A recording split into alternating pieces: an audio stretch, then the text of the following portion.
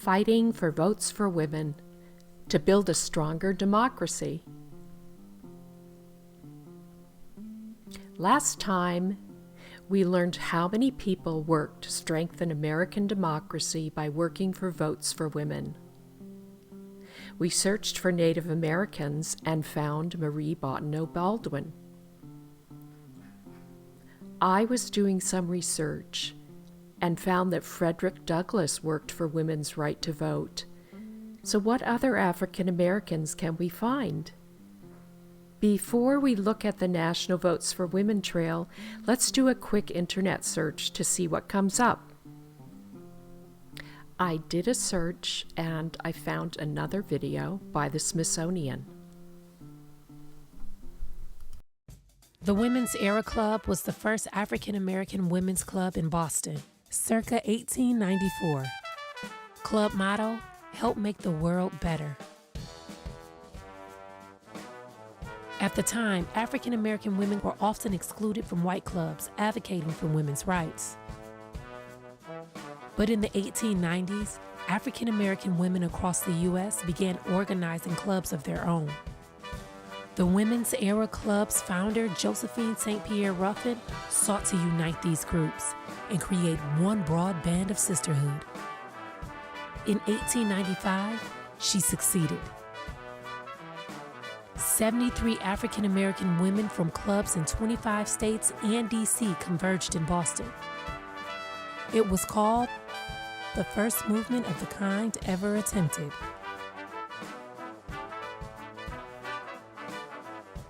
It led to the formation of the National Association of Colored Women the following year. The group argued that voting rights and education were inextricably linked. They raised funds for kindergartens, libraries, and vocational schools.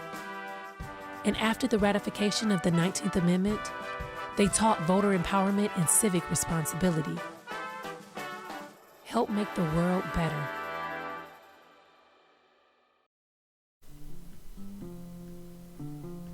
So let's find out more. I was researching African Americans in the women's movement, and the name Ida B. Wells came up a lot. So let's go to nvwt.org to look at the map again. Remember to go to the top, view the trail, scroll down, and we have all the sites. We're going to go again up to Filter Map, and this time we're going to go over to Name because we have a name.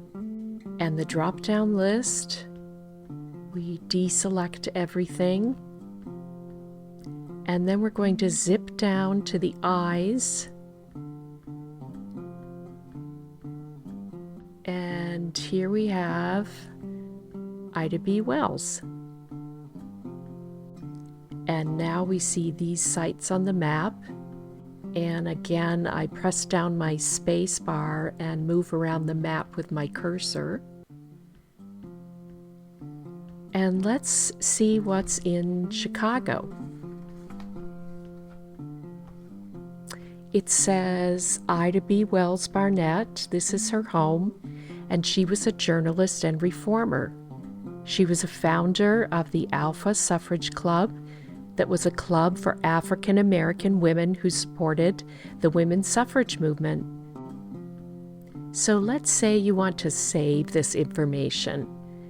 We go up and we click Narrative Table, so you get all the information, and you see the Ida B. Wells.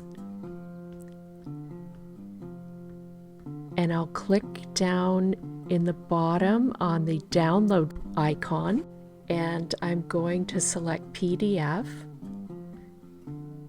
and I learned to select Dashboard so that I'll get all the data. Then I click Download, and what will come up is your PDF file, and you can save that. And I found another Smithsonian video on Ida B. Wells. By 1913, Illinois allowed women to vote in local and presidential elections. Chicago's Ida B. Wells wanted these new votes to matter. She formed the Alpha Suffrage Club, an African American women's club with a goal: